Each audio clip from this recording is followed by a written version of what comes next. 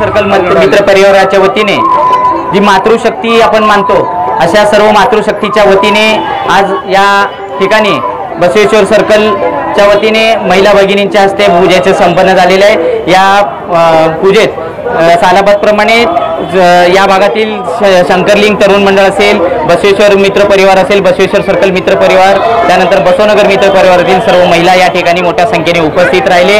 आज सकाळपासून या ठिकाणी विविध कार्यक्रमाचं आयोजन केलं होतं। या बसवेश्वर सर्कलच्या वतीने या ठिकाणी सर्कलच्या बाजूनं आपण रांगोळीचं एक शुभीकरण करण्यासाठी प्रयत्न केला।